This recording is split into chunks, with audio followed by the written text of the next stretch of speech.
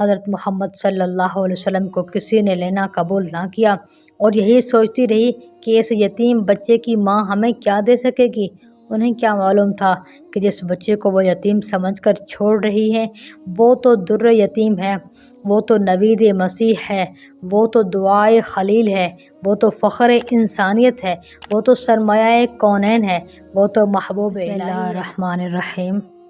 آج میں آپ کے سامنے حضور صلی اللہ علیہ وسلم کا بچپن پیش کروں گی۔ میرے ساتھیوں، سارے انبیاء کے سیرتوں کا آپ مطالعہ کر لیجئے، آپ کو ان کے بچپن اور جوانی کے تفصیلی حالات نہیں ملیں گے، لیکن یہ میرے آقا صلی اللہ علیہ وسلم کی خصوصیت ہے کہ ہمیں آپ کے ولادت اور رضاعت سے لے کر وفات تک کے تفصیلی حالات معلوم ہیں۔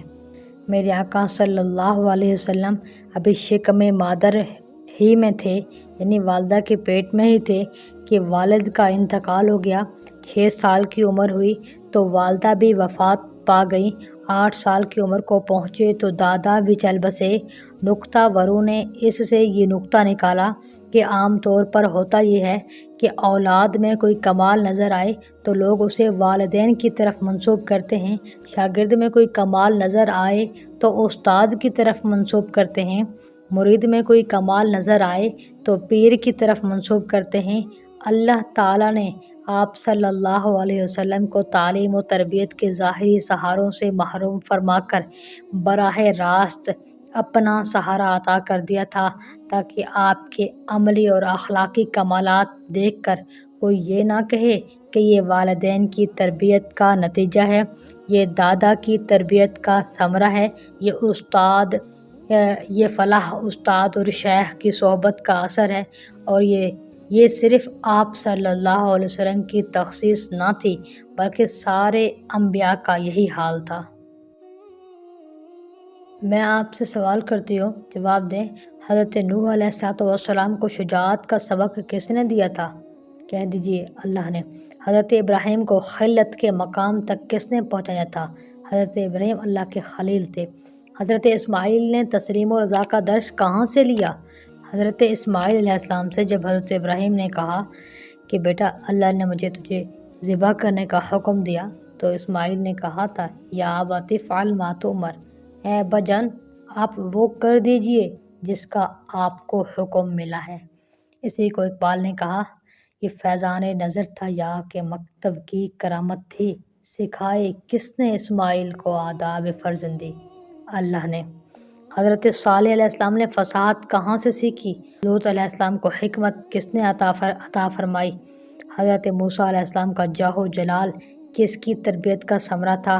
ایوب علیہ السلام کا صبر کس کی محنت کا نتیجہ تھا؟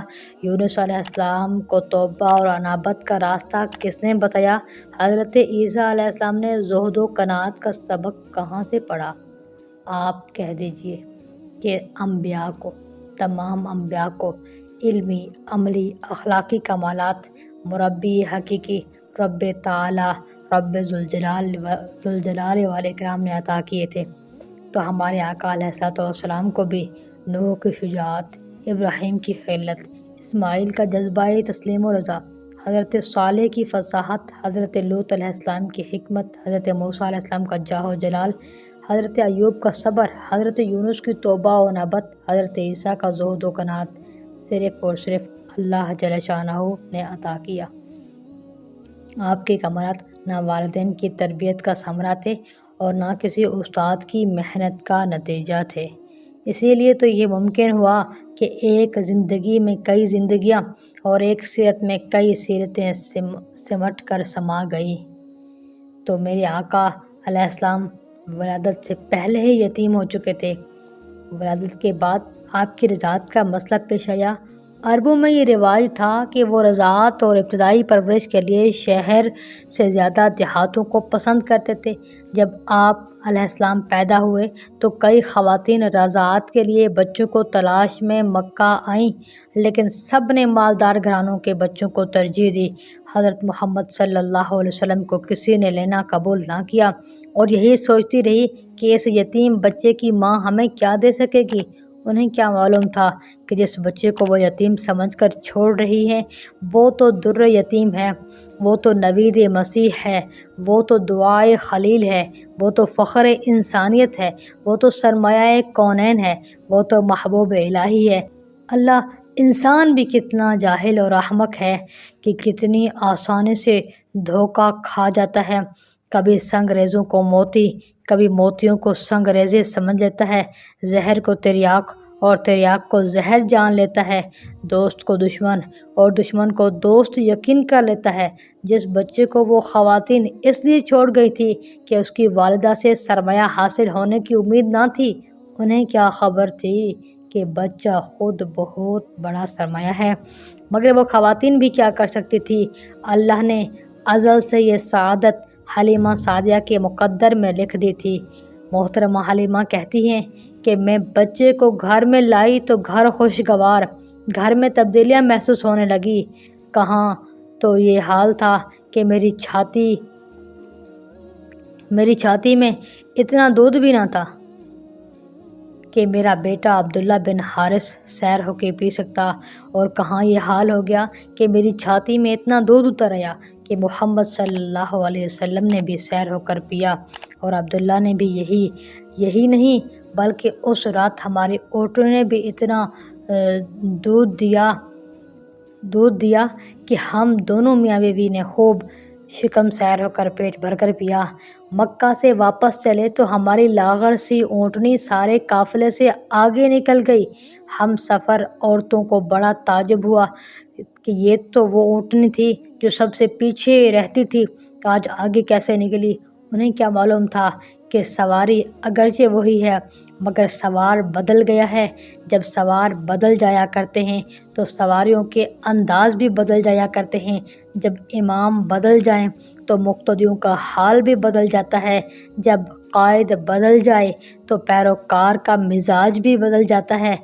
حضرت حلیمہ فرماتی ہیں، حضرت محمد صلی اللہ علیہ وسلم کی وجہ سے مجھے ہر چیز میں برکت محسوس ہونے لگی، سواری میں بھی برکت، بکریوں میں بھی برکت، چراگاہ میں بھی برکت، ہر طرف برکت ہی برکت۔